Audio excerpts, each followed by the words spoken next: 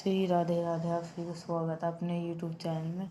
तो आप सभी को और उसको माता के अग्नि की राख के ये गलती कभी नहीं करना, नहीं तो बर्बाद हो जाओगे। नवरात्रों में जो चावल होते हैं उसको क्या करें, अखंड ज्योति की बाती में तेल का और बत्ती का क्या करें। और कुछ लोग करते हैं भयंकर गलती और माता रानी हो जाती है व्रत का संपूर्ण फल व्रत चला जाता है। नवरात्रि के में जो होते हैं, जो कि हरियाली होती है उसका क्या करें, क्या गंगा में विसर्जित करें या नहीं।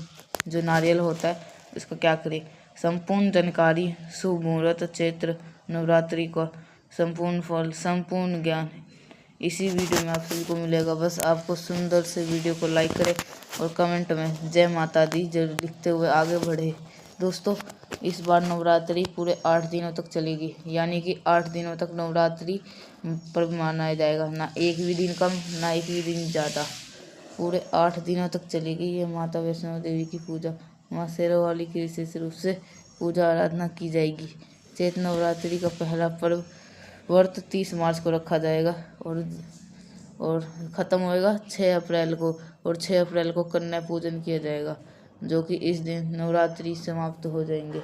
आपको पता है 30 मार्च को आप सभी को 30 मार्च से तो जो नवरात्रि है, चैत्र नवरात्रि, वो आज शुरू हो चुकी है। ठीक है।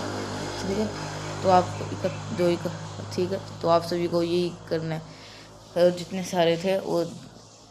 सारे उपाय थे वो सारे एक एक करके उपाय करें। राख किस काम आती है और राख का क्या करें। कुछ लोग करते हैं गलती और उन्हें गरीबी का सामना करना पड़ता। देखिए, माता का पंचामृत से स्नान कराने के बाद में रोली कुमकुम अर्पित करें।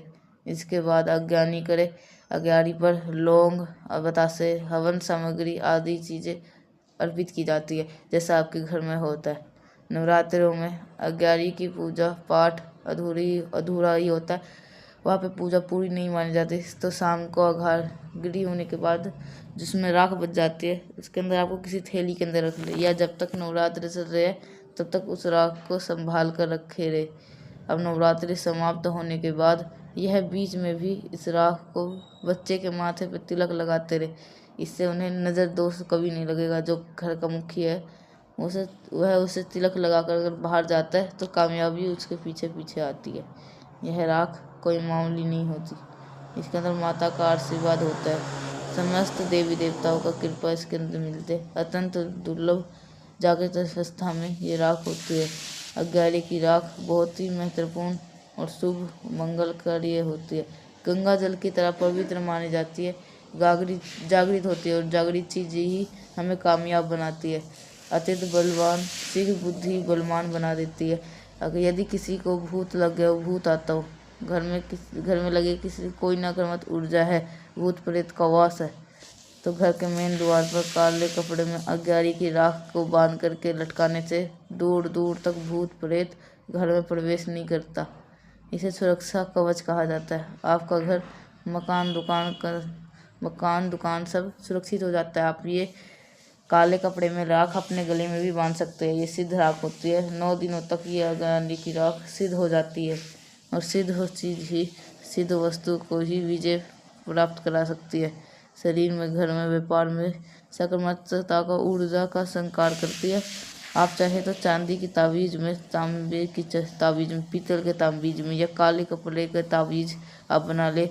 इसके अंदर थोड़ी सी राख डालकर बच्चों को पहनाए या बड़ों को पहनाए। इससे पहनने के बाद उनके जितनी भी नकारात्मक ऊर्जा होगी दूर भाग जाएगी। जो यह पहनेगा ताबीज, उसके आसपास में भी नहीं बैठेगा गलत शक्ति। कई लोग नादान होते हैं जो अज्ञानी की राख को, हवन सामग्री की राख को या हवन सामग्री राख को कचरे में डाल देते हैं, तो उन्हें श्राप लगता है, भगवान का श्राप लगता है। क्योंकि इस दिन 33 कोटि देवता का वास होता है। तो आप सभी को इस चीज़ का बिल्कुल ध्यान रखना है। ठीक है। तो और आप सभी वास होता है और भगवान की शक्ति का अंश आ जाता है। ये सिद्ध रख होती है, जिसे प्रकट करने के बाद में, उजागर करने के बाद में ईश्वर शक्ति जागृत हो जाती है, सिद्ध हो जाती है। तो यह रख आप इस्तेमाल कर सकते हैं, जैसा हमने वीडियो में बताया। इस तरह प्रयोग करें। अगर आप प्रयोग नहीं करना चाहते हैं तो गंगा मैया में विसर्जित कर देना चाहिए। बहुत ही शुभ मंगल कार्य माना जाता है। गंगा जल में विसर्जित कर दे, क्योंकि हवन सामग्री की राख को, अज्ञानी की राख को जो व्यक्ति इस्तेमाल नहीं करता उसे कोई गंगा जल में भी विसर्जित करा जा सकता है। अगर आप गतिविधि हो रही है, गलत परिणाम मिल रहे तो घर के चारों दिशाओं में चुटकी भर अज्ञानी की राख को घर के चारों कोने में राख डाल दे, एक के कोने में रात में, घर के रातों में, ठीक है। तो आपकी स्वयं रक्षा माता रानी करेगी, जगत के सारे देवता करेंगे और घर में कभी भी भूत प्रेत बाधा नहीं आएगी। लेकिन याद रहे, मन में लालच मत रखना, नहीं तो ये उपाय व्यर्थ चले जाएगा। देखिए, आप में से अधिक लोग जो है नवरात्रियों में बहुत सारे गलती कर बैठते हैं। ऐसी गलती को 9 दिनों तक आप माता रानी की खूब पूजा करते हैं। माता रानी की पूजा करने के बाद में जो चावल होते हैं तो श्रृंगार का सामान होता है। अगर अगरबत्ती जो कही जाए जली हुई भस्म होती है, जो श्रृंगार का सामान होता है, जो तेवी सिक्का होता है, ये सभी नदी में जाके विसर्जित कर देते हैं। यही सब भूल मुक्त है। सारी जानकारी इस वीडियो में मैं बताऊंगा, ठीक है। इनका क्या करना चाहिए, कैसे करना चाहिए, क्योंकि आज हमें इस वीडियो में देवी प्रेरणा मिली, देव गुरुओं को देवा प्रिय मिली। अब ये जानकारी समाज में बताइए, अधिक के लोगों को नवरात्रि में क्या करना है, क्या नहीं करना है, क्या फेंकना है, क्या नहीं फेंकना है, इसके बारे में बताऊंगा। यही सबसे बड़ी गलती करते हैं। माता रानी से स्वयं प्रसाद करके जाती है, प्रसाद दे करके उन्हें प्रसाद दे करके जाते हैं, लेकिन व्यक्ति उस फल का सदुपयोग नहीं कर पाते। देखिए, जो अगर कोई कुआं आपके पास में है, अगर कुएं में से पानी नहीं निकालेंगे तो आपकी प्यास कैसे बुझेगी। ठीक उसी प्रकार आपको जानकारी नहीं है। प्रसाद तो आपके पास में है, लेकिन उसका प्रयोग कैसे करना है, लेकिन कहने का मतलब है जो मैं तरीका बताऊंगा, इस तरीके से आपके जीवन में जल्दी परेशानी, रोग, तो वो तकलीफ, हर प्रकार की वीडियो को ध्यान से देखिएगा। अपने गुरुओं के द्वारा से प्रेरणा मिली है, अब माता शक्ति के द्वारा से प्रेरणा मिली, ठीक है। ये जानकारी आपको यूट्यूब में अगर ढूंढ लीजिए तो कोई भी आपको बता दे तो ठीक है। तो आप सभी को सारे ये बताएंगे, लेकिन थोड़ा अलग करके, लेकिन मैं इसके अंदर पूरी जानकारी देके बताऊंगा, ठीक है। तो आप सभी को सबके अलग अलग तरीके होते हैं, तो कैसे करना है, तो मैं जो हमारा तरीका वो भी अलग है, तो लेकिन अगर आपको जो बढ़िया लगे तो उसमें से आप वो भी तरीका वो भी देख सकते हैं, ठीक है। मैं समय ना लेते हुए आपको वो वीडियो आपको इस वीडियो के अंदर बता सकता हूँ, तो ठीक है। तो आगे बात करते हैं, लेकिन पूरी जानकारी विस्तार से बताऊंगा, ध्यान से सुनिएगा। नवरात्रि के समय आप कौन सी गलती करते हैं जिससे आप निर्धन रह जाते हैं। तो देखिए, ऐसा कहा गया अधिकतर लोग चावल है, ध्यान से सुनिए, पूजा पाठ करने के बाद में जो बचे हुए चावल होते हैं, माता रानी हम जो चढ़ाते हैं, वही चावल की जो जितने सारे चावल होते हैं ना, उनकी जो माता रानी को हम समय याचना करने के दौरान जो चावल चढ़ाते हैं, पुष्प चढ़ाते हैं, सिक्के चढ़ाते हैं, वो सभी नदी में बहा देते हैं। वहाँ पे आप सभी को 9 दिनों तक माता रानी की पूजा की, माता रानी ने आपको प्रसाद स्वरूप चावल दिए, पुष्प दिए, सिक्के दिए, उसे अपना नदी में बहा देते हैं। तो आप सभी को ऐसा नहीं करना है, ठीक है। इसलिए मैं आप सभी को ये जानकारी बता रहा हूँ। तो 9 दिनों का फल आपको सीधे नदी में जाकर के बहा दिए, ऐसा नहीं करना है, ठीक है। तो पिछले वाले वीडियो में मैंने आपको नवरात्रि की जानकारी बता रहा था, उसके अंदर भी बताया हूँ। नवरात्रि में जो बचे रानी चावल होते हैं, चढ़े हुए चावल होते हैं, इन चावल को आप अपने घर भंडार में रखें।